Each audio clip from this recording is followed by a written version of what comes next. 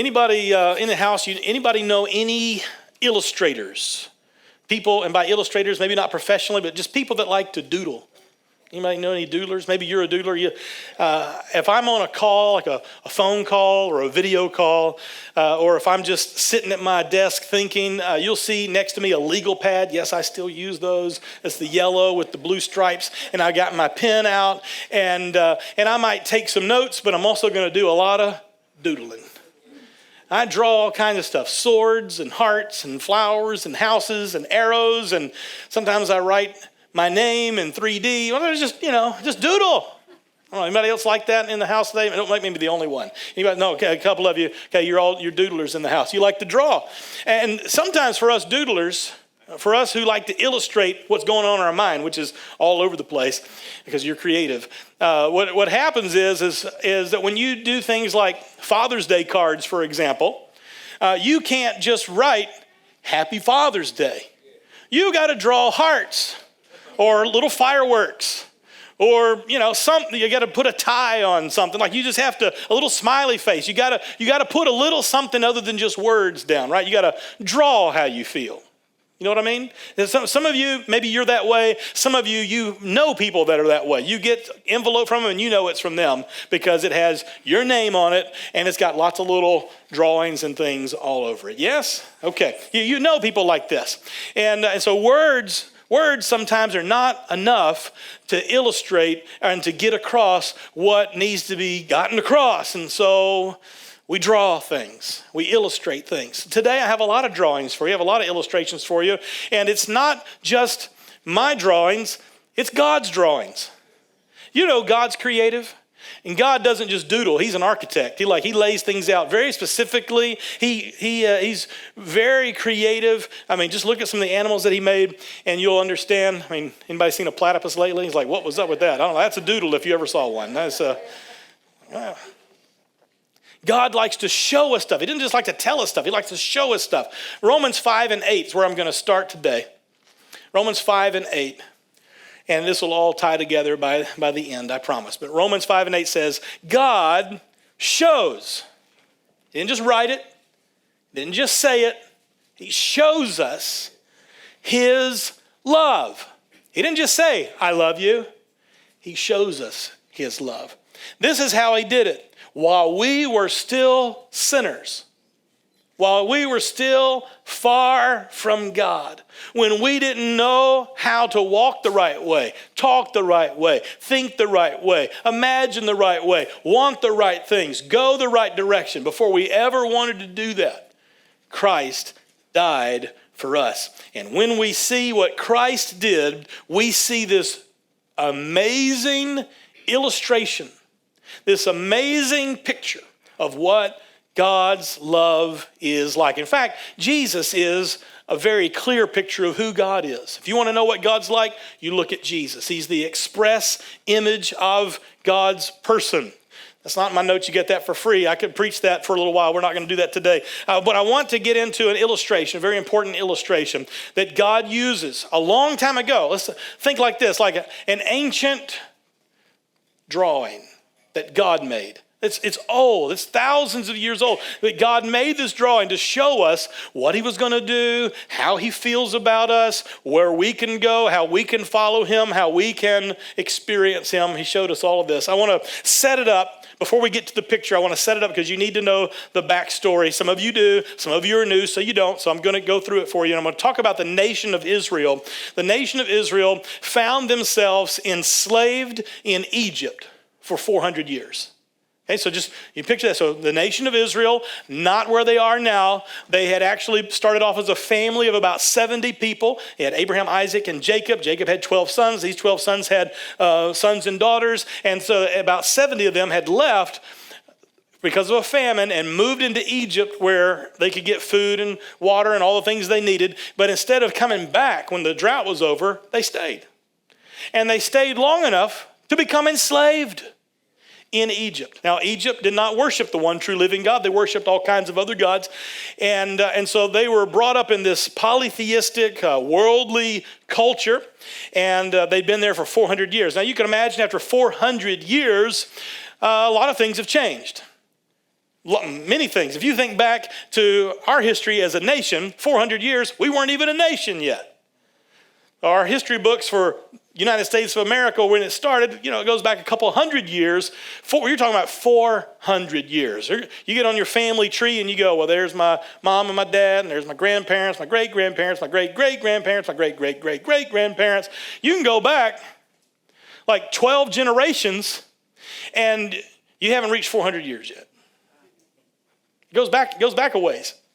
We're talking about a long time. So when you talk about cultural, when you talk about being entrenched in a certain mindset, when you talk about a certain lifestyle just being the norm, well, this is the biggest case that you can make for that. 400 years of slavery, of living in Egypt. And so it was, if you want to call it hopeless, that would be one word you could put on it.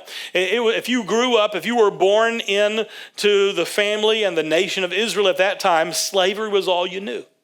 Slavery was all your family had known for generation upon generation.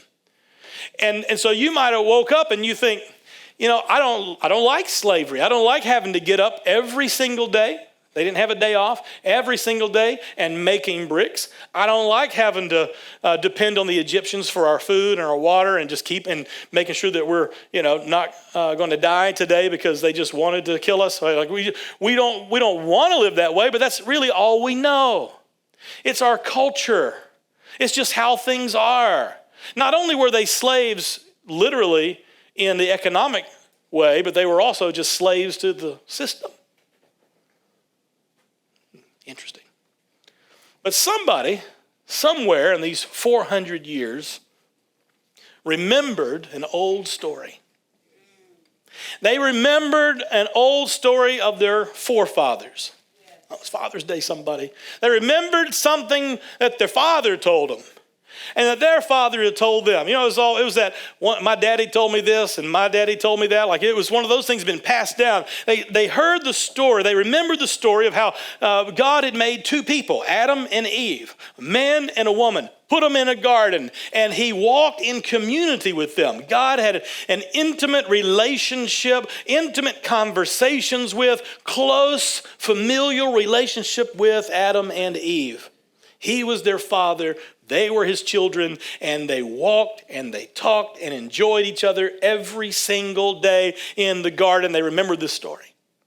And then they remembered how Adam and Eve had sinned and broken that close communion with God. But then God had began to deal not with Adam and Eve now that they had gone on. He began to deal with other people, specifically a man named Abraham. And he made a covenant, a special agreement with Abraham. Said, I'm going to be your God, and you're going to follow me, and I'm going to bless you. I'm going to make a nation out of you. That was the nation of Israel. And then this covenant got passed down from Abraham to his son Isaac. And from Isaac, it got passed down to Jacob. And Jacob's name was changed to Israel. And Israel had 12 sons. And these 12 sons are now multiplied into this nation. They remembered these stories. And they remembered how God had walked and talked with their forefathers. He walked and talked with Adam and Eve in the garden. He walked and talked with Abraham. Abraham would bring him into his tent. God would show up in the form of a man. Abraham would go into his tent with God, and they would eat and drink and laugh. They thought God was telling them a joke. You're going to have a son. Ha, ha, ha, we're 90 years old. That's so funny, God. And they were like, we're telling jokes now. And God said, well, because of that, your son's name is going to be Laughter. Now he is making a joke. God's like that. And so God had these close relationships with these forefathers. He wrestled with Jacob. I don't know if you've ever seen a kid wrestling with their dad, but it's humorous until they get to be a certain age, and then it's not funny. It's like, no more wrestling, son. We're getting there. I'm getting close to that. I still got him right now, but we'll give him a couple more years. We'll see. If I walk in limping one day, you'll know what's going on. That's what happened to Jacob. He wrestled with his dad and ended up limping. They remembered these stories. The Israelites are in Egypt, slaves for 400 years, but they remember these stories that they heard from their father, from their father, from their father, from their father, and they decided if God was with my forefathers, maybe he'll be with me. And so they began in Exodus chapter 3 to cry out to God. God, I know you were with my family back then. I know that you were at work back then. I've heard the stories. I need to see that now. I know you rescued. I know you delivered. I know you led. I need that now. And so people began to cry out to God. And so God heard them. And he sent to them Moses. Moses went back into Egypt, and I won't go through all that story. You can go back a few weeks and listen to that story. I preached that not long ago. And so God sends Moses. He leads Israel out of Egypt. They go through the Red Sea and all the way into the wilderness of Sinai. They go up to the mountain of Sinai. And all this way, as they leave Egypt, they're led by this cloud. They're led by a cloud of glory. In the daytime, it looks like a big cloud. At nighttime, it's a cloud with thunder and fire in it. It lights things up. And so it's a cloud of glory that's leading them through the Red Sea into the wilderness to a mountain called Sinai. Everybody follow me so far? I know I'm giving you a lot. I told you you're going to have to take notes today.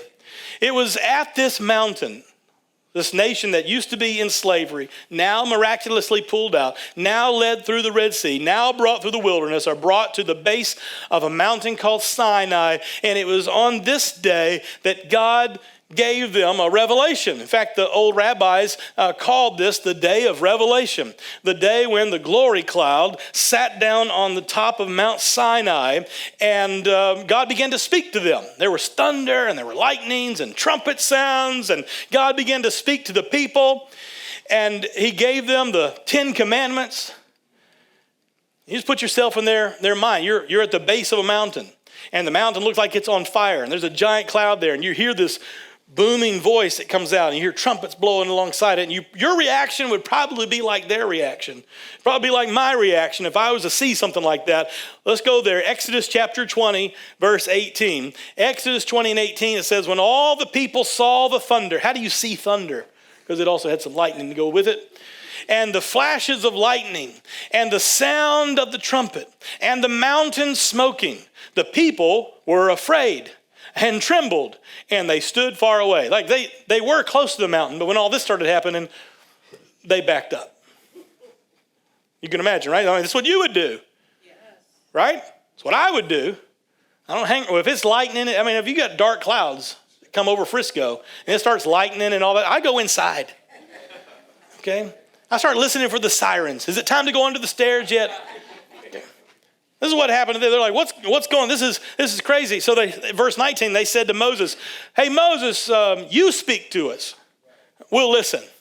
But don't let God speak to us. We're afraid we're going to die. We don't like talking to God like this. That's too powerful. We need somebody to talk to God on our behalf. They were afraid.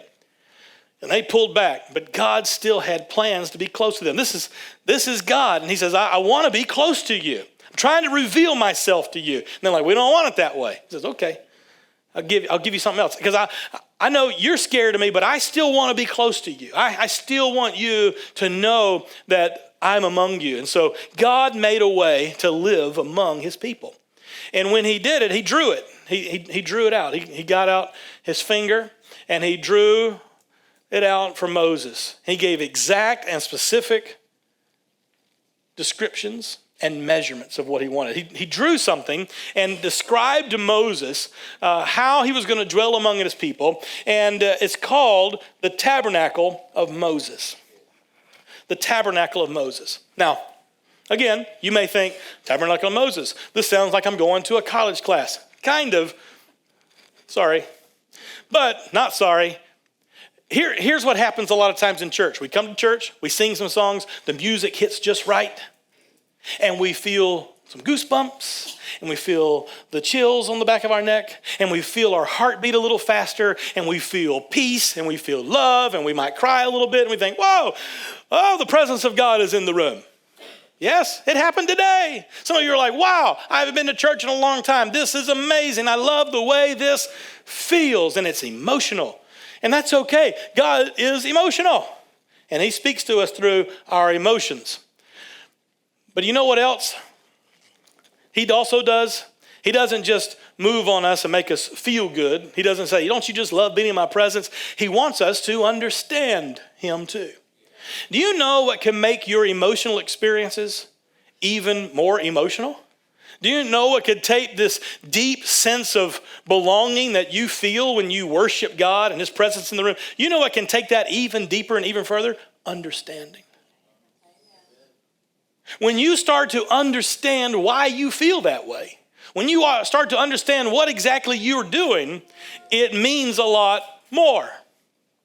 Yes, it does. It's like when you first met that special someone and you're like, oh, they're cute. I like looking at them. Oh, they smell good. I like sitting next to them.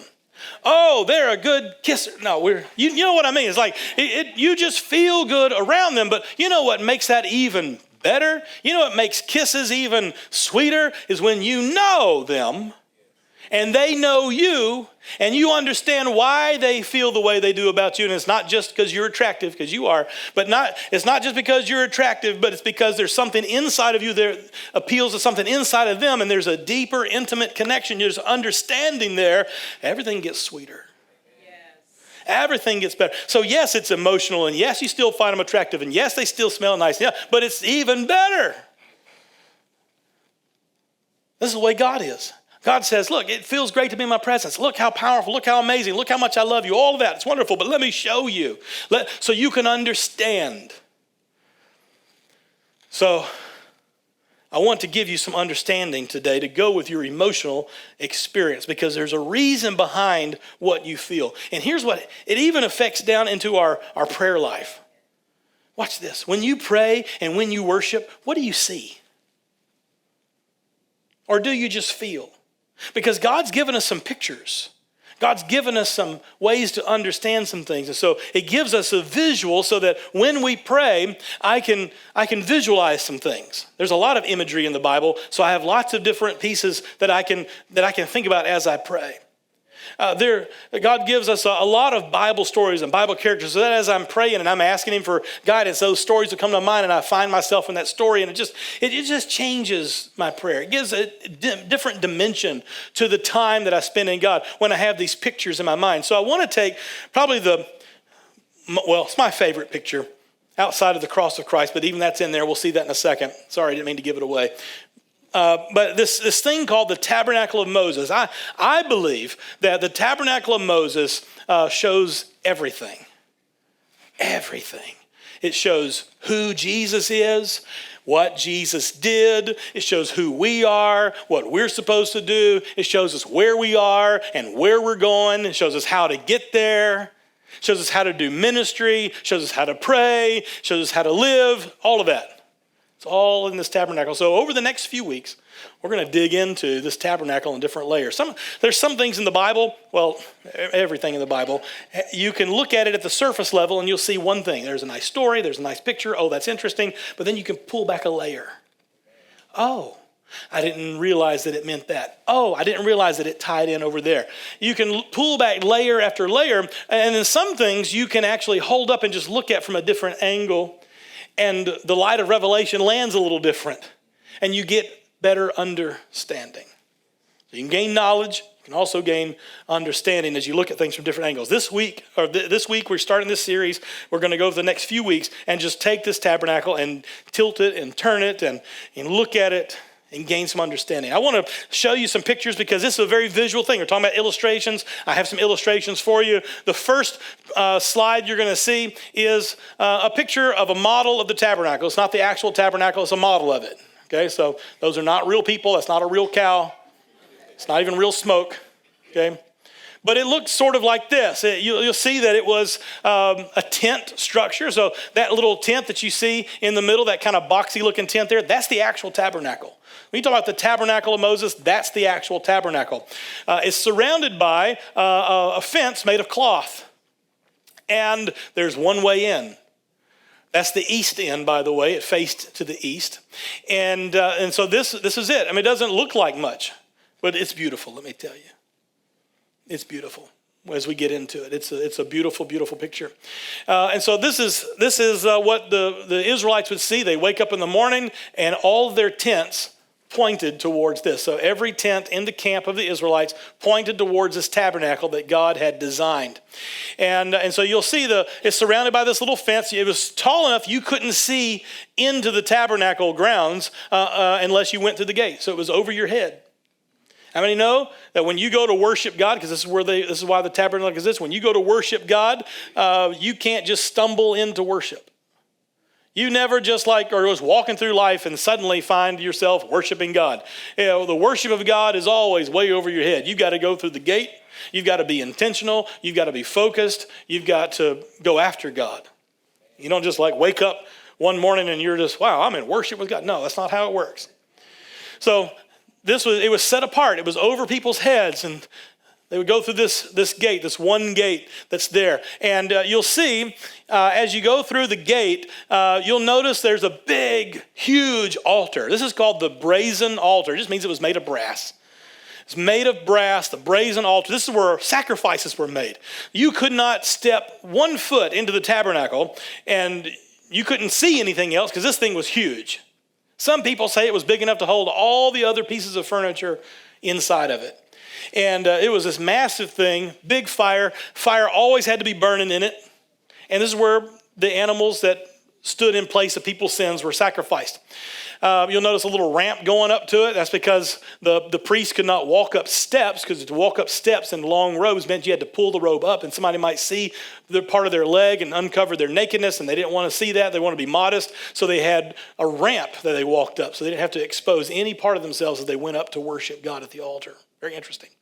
It had to be made out of earth. They couldn't build it with anything else. It just had to be wood, or not wood, but stones and dirt piled up there next to it. Earthly approach to this altar. Beyond that, you'll see a big bowl. That's called the brazen laver. This is filled with water. This is where the priest would wash after he offered the sacrifice. And you imagine, if you're killing a lot of animals, it's kind of a dirty place. You're going to get stuff all over you. And before you go into the tabernacle to worship God, you're not going to go in there bloody and stinky and sweaty and dirty and all. You're going to wash. That's where it happens. This was very important. If you didn't wash, you couldn't go in, because if you went in dirty, you died. That's what God said. So all of the kind of the day-to-day sacrifices and ritual washing stuff were done outside in what's called the outer court. Now, inside the tabernacle, I got a little view for you of that. Inside the tabernacle, this is what's called the holy place. Okay, everybody following along with me? Okay, I'm setting some stuff up. There's some understanding coming. Inside the holy place, we just peel it back a little bit. There's those layers I was talking about, and it's divided into 2 rooms. It's kind of a rectangular shaped room there at the front when you first walk in. It's got 3 pieces of furniture in it. There is on one side the golden lampstand or golden candlestick. Had 7 branches on it. Each of those were lit and burned the purest olive oil so it didn't smoke. And then on the other side, the opposite side of the room, was the table of showbread, or the bread of the presence, or the bread of the face of God, is how the actual translation goes. And so there were 12 loaves of bread, 1 for each tribe of Israel, always kept on this table, along with some bowls and pitchers of wine. There was also an altar of incense. It looked like the brazen altar, but everything in this room is covered in gold. Everything outside is brass. Everything in here is gold. And this particular altar had incense burning on it. And it was a specific kind of incense. God said, this is the incense that I want you to burn. Here's how you're going to mix it. Don't burn it with anything else. And so the priest would take a coal from the brazen altar outside where repentance and killing and all that stuff happened, and bring that into the holy place and use that to burn the incense.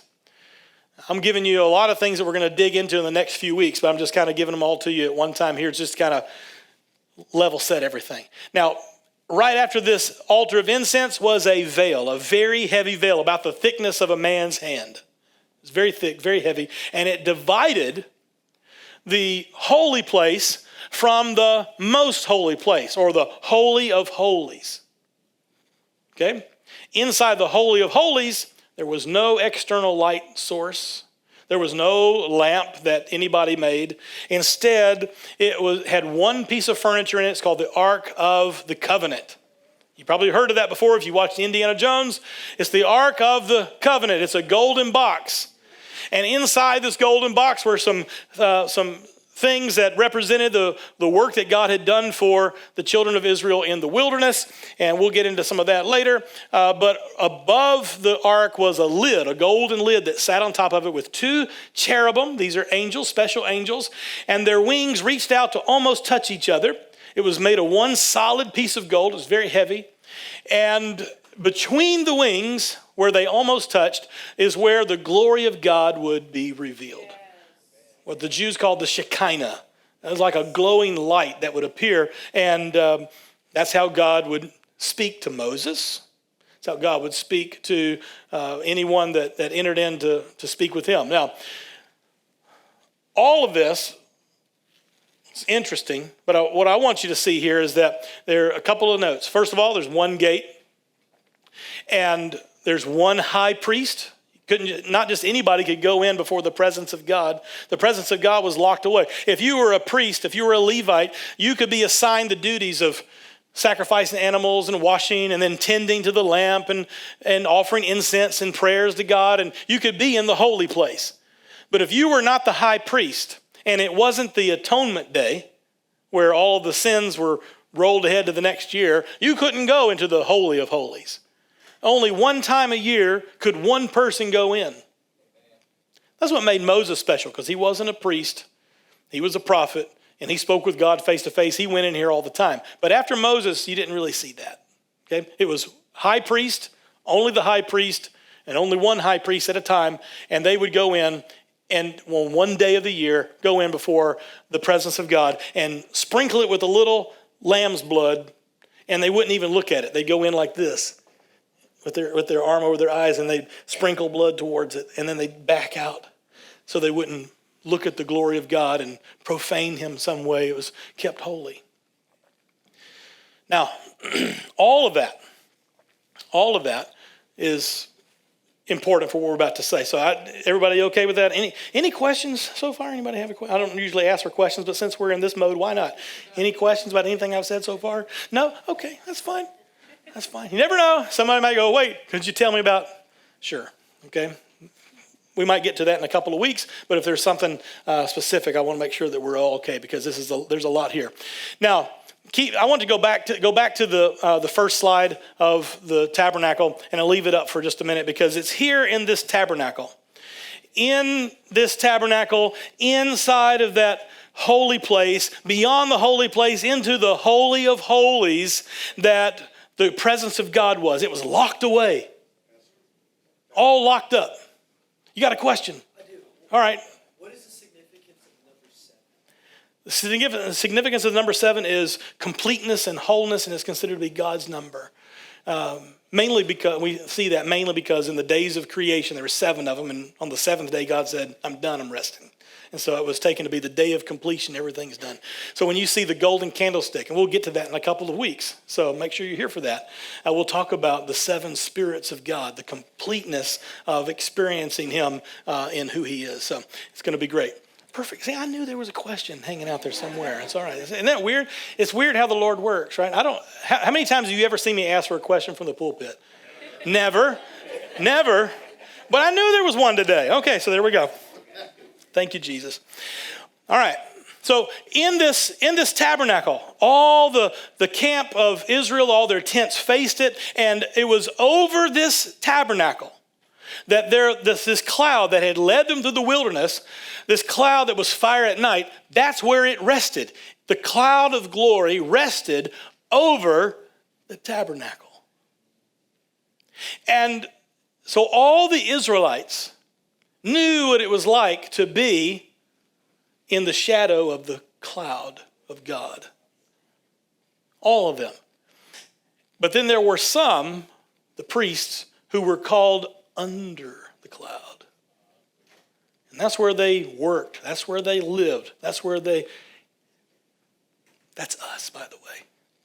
We are called as royal priesthood, not on the outside in the camp, not merely into the inner court or in the outer court, but we're called into the holy place. We're called to come before the presence of God and to live and move and have our being, not looking at the cloud, but living under the cloud. What does the cloud of glory mean? If you woke up and you were an Israelite and you looked out and you saw that cloud over the tabernacle, that meant to you that you were being led by God. When the cloud lifted, you moved. The whole camp would pick up and follow the cloud. When the cloud stopped, you stopped, and you put the tabernacle right underneath it. Sometimes it was for a couple of days. Sometimes it was for a couple of weeks. Sometimes it was for several months. They would stay where the cloud was. So if you woke up and you saw the cloud, you knew you were being led by God. If you're taking notes, you can write that down. If I see the cloud of God, I know I'm being led by God. It meant that you were covered by God. You were protected from the heat of the desert. You were protected from the cold at night. You were protected by God. It meant that God would speak to you there. If you saw the glory cloud, that meant that God was ready to speak to somebody. Yes. When Moses would go into the tent, the cloud would descend onto this place because he was going to speak. This was a way for somebody to experience the glory of God safely. Because a cloud is beautiful. And nobody's really afraid of a cloud until it starts thundering and lightning and speaking with trumpets and all that. So God he just had a cloud that said, I'm here, I'm protecting you, I'm revealing that I'm still here. It's a revelation of who God is and his care for you, all of that. And so as we study the tabernacle, I want you to begin to discover that God did a whole lot more than just inspire words that were written down for us, but he designed and he drew images. And I just showed you the first one. He didn't just tell stories, but he drafted something as the divine architect. And it's something that still applies to us today because we don't have to go to a physical tabernacle, but we can still live under the cloud of his favor today. We can still live under the cloud. When God first called to me about planting a church in Frisco, the first thing I saw was people. And above the people, I saw a symbol that represented the glory cloud.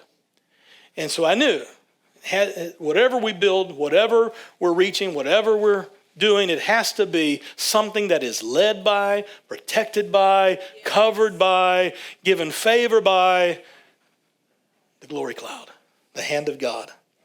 And so we're still for us today. So I want to break down the tabernacle for you just a little bit. And I know it's going to be a little bit, I got 3 minutes left on the clock today. We're going over. So take your notes, okay? I'm going to move quickly, but just know I'm not going to be over in 3 minutes. Sorry, production team. You can keep the clock up, though. That way I'll know how much I go over. All right, the tabernacle. The tabernacle, I just showed you, is a place where Israel could go to worship God. The tabernacle is also a picture of Jesus. When you pull back the layers on this, we see Jesus in it. Okay, you can keep the picture up there. You just keep looking and you go, really? I don't see Jesus in that. That just looks like ordinary, and yes. It was ordinary. It was covered in animal skins and cloth. It had dirt floors. It was portable. It got carried from place to place. Does that sound like Jesus? He went from place to place, didn't he? Was he pretty ordinary looking, or was he like, Mr. GQ? No, he was ordinary looking. He wasn't very tall. He wasn't very handsome, very ordinary, very person of the earth. Okay? He was unassuming on the outside, but we already saw what was on the inside. On the outside, it's dirt and animal skins, but on the inside, it's gold and glory and the presence and the face of God. At its deepest place, the tabernacle is the throne of heaven on earth. That's when the Jewish rabbis would walk in, or the high priest would walk into the Holy of Holies before the throne of God. That's what they thought they were walking before. When they walked in before the Ark of the Covenant, they'd go through that veil. When they stepped in there, they just felt like we're stepping into heaven. I'm stepping before the throne of God. I've been transported from the physical world into the spiritual world. I don't know if that was physically true. Spiritually it was, because the Ark of the Covenant represents the throne of heaven on earth. And so all of that is within Jesus Christ. He looks unassuming. He looks human on the outside. He lives and breathes and eats and drinks and sleeps and gets tired and gets frustrated and bleeds and dies like the rest of us. But on the inside, it's divinity. Yes. Now, what happened in the tabernacle is also a depiction of Jesus, because Jesus is the Lamb of God who takes away the sin of the world. And he is our high priest who mediates between us and the Throne of God. Okay, so the high priest represents Jesus. The lamb that was sacrificed on the Day of Atonement represents Jesus. So the tabernacle itself represents Jesus. What happens in the tabernacle represents Jesus. This tabernacle is an image of the communion with God that existed with Adam and Eve in the garden. Now you remember, just think back, okay, for you Bible scholars in the house, think back to the Garden of Eden.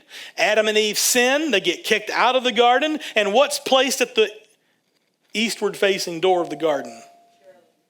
Cherubim. Oh, and the cherubim have a flaming sword to keep people out. Yeah. So the presence of God, communion with God has now been what? Locked away. Okay. The tabernacle has all of these things that you have to go through, and you get into the holy place, and there was a heavy veil that had, guess what on it? Cherubim. And guess what they did? It kept you away from the presence of God. See the connection there?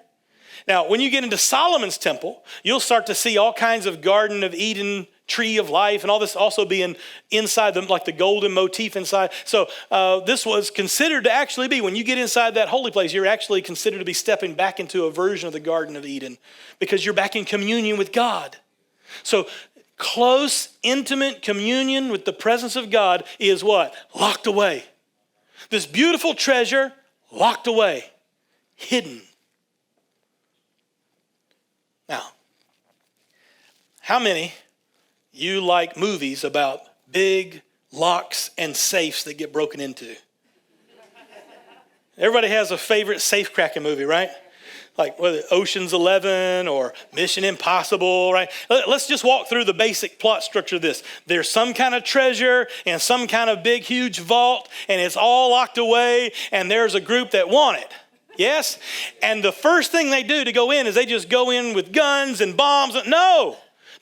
They call in the nerd to analyze the safe.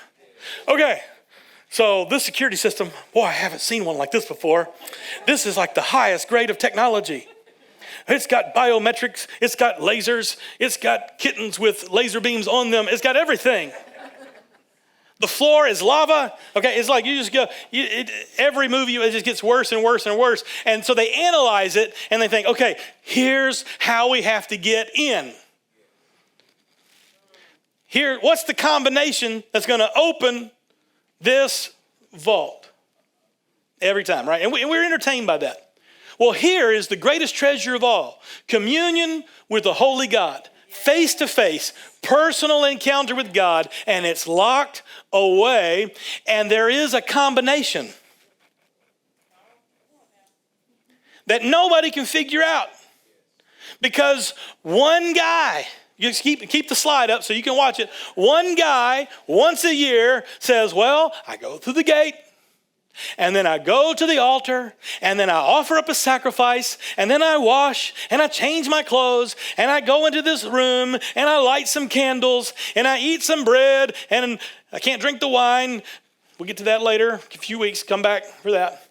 I burn some incense, and then I just kind of creep into the holy place and I sprinkle a little blood and then I come out again. I don't really get to talk to God. It's like, that's it. And so I just keep doing it's like you're doing the same combination over and over again, but I can't get the communion with God that I want. I can't actually open the safe. I can't get into heaven's vault. It's locked. And I keep trying the same sequence and it's just not working. I'm going from the beginning to the end. I'm going 1, 2, 3, 4, 5, 6. It's not working.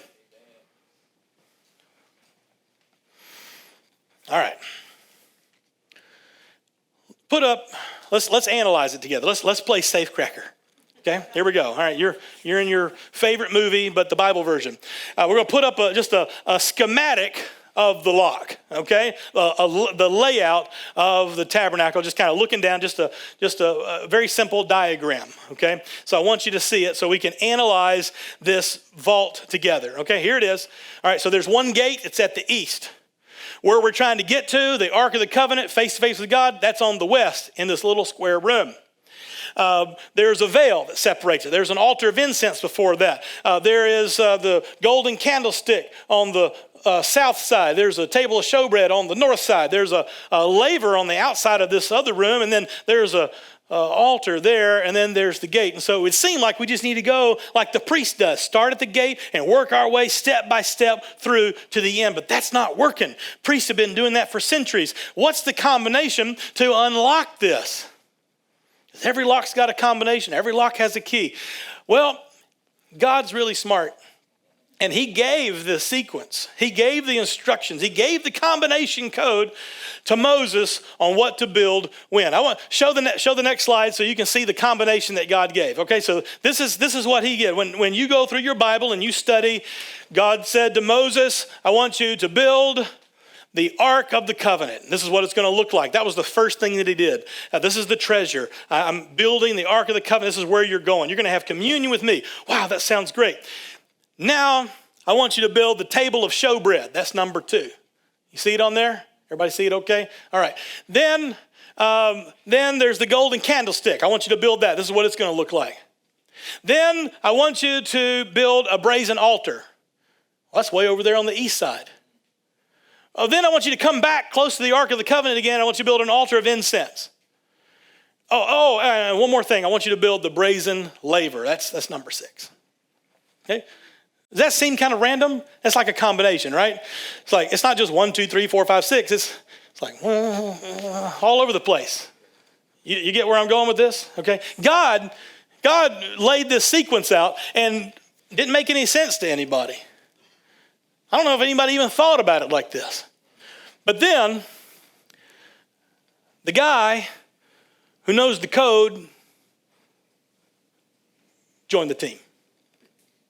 All these priests for all these centuries, they couldn't get it figured out.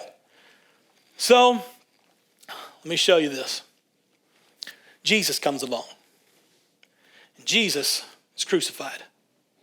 Now, the first thing you'll notice is that this, if you look at it sideways, everybody tilt your head like this, you'll see it's laid out like a cross. Well, that gives us a clue. But a clue is not quite the combination. I want you to see the crucifixion. I want you to see the sequence here. The first thing, think back, keep this picture in your head. If you're taking notes, hope you wrote it down. Let's go to the slides of the cross. The first thing is that we think that Jesus was crucified on a Latin cross. It looks like a lowercase t.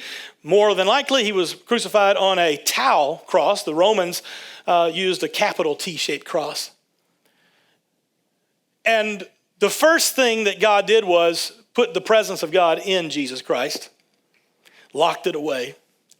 And the very next thing that Jesus had to do was to carry his crossbeam. Look where his arms are on the diagram of the temple. There's the table of showbread. There's a golden candlestick. These are the first 2 things that God gave to Moses after the Ark of the Covenant. Here's the Ark of the Covenant. I'm going to lock it away. How are you going to get to it? First, you have to have the table of showbread. Then you have to have the golden candlestick. Well, that's arms stretched out on the cross, isn't it? So Jesus carries the crossbeam down the street. Not carrying the whole cross. The Romans were very efficient. They like to leave the poles straight up and down the ground so they could reuse them over and over and over again. So Jesus carried the crossbeam down the street. Still very heavy. His hands are tied. Then they take him and they mount him on top of the pole on the cross. And what's the next thing that God told Moses needs to happen? It is the brazen altar. That's his feet on the diagram of the cross, overlaid on the diagram of the tabernacle. Now Jesus is crucified. What did he do while he was on the cross? That's the next piece. What's in the position of where his head would be? The altar of incense. The altar of incense is where the priest would offer prayers, would sing to God, would communicate with God here at the altar of incense. This is what Jesus did. While he's on the cross, he did what? He prayed, he spoke to people, and he sang to God. All of that on the cross. And then the very last thing, the laver. When Jesus died, they stabbed him in the side with a spear, and what came out? This blood and water. Well, you know what happened at this brazen laver when the priest would wash? The water didn't stay clean. It was mixed with what? Blood and water. Now, I find that to be quite fascinating. That This was the sequence that God gave to Moses 2,000 years before Jesus ever walked the earth. It's not a direct line, it's a combination, because the combination is the process of the crucifixion. Now watch what happens when the key goes in the lock. Watch what happens when the combination gets plugged in. Mark 15 and 37. Mark 15 and 37, Jesus uttered a loud cry and breathed his last. Verse 38, the curtain, the veil of the temple was torn in two from top to bottom. What just happened? The vault of heaven opened. When the right sequence happened. The sequence, you couldn't do it with the priest walking. You had to have somebody else that knew how to, that could actually accomplish punching in the code, entering the combination. Somebody that could be sacrificed in this way. Now the vault of heaven is open. Again, all of this drawn up by God thousands of years before Jesus was born. Why would he do that? So that when you see it, you would believe. So you'd go, wow. Like, I believe that Jesus was the Messiah. I believe that he was crucified for my sins. I believe he was the Lamb of God. I did not quite understand that God portrayed, he didn't just say that would happen, he portrayed that would happen in a very intricate design. Very specific. Yes. Step by step. Here's what's going to open the veil. Now it's open. And so here's the thing. When that veil opens, there's a couple things that happen. One, the priests inside get scared. Okay, that's the first thing. Wouldn't you be? You're like in there and like, what's going on? I see the Ark of the Covenant. I'm not supposed to see that. Okay, so that's on the surface. Pull back the layer a little bit, and you realize that also what was being said is this old way is over with.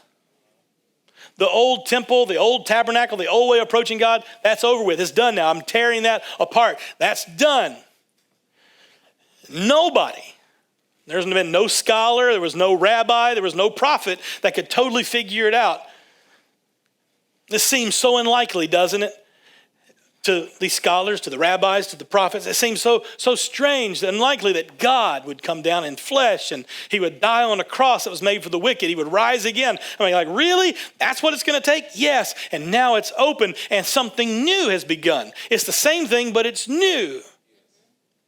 1 Corinthians 1 and 18 says, the word of the cross is folly, it's foolishness to those who are perishing, but to those who are being saved is the power of God. There's people that look at it and go, that's a crazy combination. That doesn't make any sense. No, I understand, but this is the power of God being open to us. It's written, I will destroy the wisdom of the wise, the discernment of the discerning, I will thwart. Where is the one who is wise? Where is the scribe? Where is the debater of this age? Has God not made foolish the wisdom of the world? He made the world, all these wise people that thought they knew everything about the scriptures, thought they understood who the Messiah would be, what he was going to do, thought they had it all figured out. He hid the solution to the lock in plain sight for 2,000 years. In the wisdom of God, the world did not know God through wisdom. It pleased God through the foolishness of what we preach. That's the cross, to save those who believe. The cross has opened up something different to us. Romans 5 and 12 says, just as sin came into the world through one man, that's Adam, and death came through that sin, so death spread to all men because all sinned. In Adam, he represented humanity. When he sinned, all humanity now had sin attached to us. But look at verse 21. As sin reigned in death, grace might also reign through righteousness, leading to eternal life through Jesus Christ our Lord. He's the second Adam, and he unlocked it all for us again. A new spiritual age has begun. So what happened to the old temple? What happened to the old tabernacle? It got torn down. It wasn't needed anymore. It's over with. We don't need that anymore. Because now what happens? Look at this, 1 Corinthians 3 and 9. We are God's fellow workers. We're doing something with him. We're now in communion with him. We now are walking in unity with him. We're God's field. He's putting things in us and growing things in us. We are God's building. There used to be a building that was physical, but now we collectively are God's building. And Paul says, according to the grace of God given to me, skilled master builder, I laid a foundation. I'm helping build everybody. Verse 11, nobody can lay a foundation other than that which is laid, which is Jesus Christ. We're just following his example. Jesus went first. He opened up heaven's vault. He said, if I go away, what am I going to do? I'm going to send back my Spirit. He's the architect and the key to the heavens vault. So when we follow him, we end up where he is. When we end up where he is, we end up with what he is and what he has. Look at this, 1 Corinthians 3:16. Do you not know that you are God's temple and that God's Spirit dwells in you? See, it's changed. It's no longer this temple, this tabernacle that you saw there. If you understand that, you start to understand yourself a little bit in what's been unlocked. This openness with God, this communion with God, this intimacy with God is now available to you because he has unlocked it. So get your notepad ready. I'm going to give you some passages. You're going to write them down. You may have to go back and catch them on YouTube. I'm going to hit them fast. Here we go. We are the temples of the Spirit of God. We get to live under the cloud of his favor. We can be led by God in whatever decision that we're facing. This is what it means. Let's get practical for a second. Oh, I'm the tabernacle now. Oh, God has unlocked some stuff for me. Oh, his Spirit lives in me. What does that mean? It means you're under his cloud. That's what it means. That means that you are led by him in every decision you face. Yes. The steps of a righteous person ordered by the Lord. He leads us in every decision we make. Proverbs 3, 5, and 6, James 1 and 5, Psalm 32 and 8. If you didn't catch it, see me after class. We're under the cloud. We don't have to aimlessly wander through life. He gives us a purpose. Jeremiah 29 and 11, Ephesians 2 and 10, Romans 8 and 28. When we're under the cloud, we're covered and protected by him. What that means is it still going to be hot? Yeah. Is it still going to get cold at night? Yeah, but we're covered and we're protected by him. What does that mean? It means that yes, we get stressed, but we're not stressed the same way as others because we know that he provides. That's Psalm 91, 1 through 2, Isaiah 10 and 10, Psalm 127 or 121 verses 7 through 8. We get stressed. We grieve, but we don't grieve the same way as others because we know heaven awaits. That's Thessalonians 4, 13 through 14, John 14, 1 and 3, Revelation 21 and 4. Because we're under his cloud, get to hear his voice. We get to feel his embrace. We know that we are never alone. That's John 10 and 27, Hebrews 13 and 5, Isaiah 41, 13. And because we're under the cloud, we get to experience his glory and presence as we worship. That's Psalm 22 and 3, 2 Corinthians 3:18, Psalm 16 and 11. Let's stand in the room today. Look around the room. This is the tabernacle.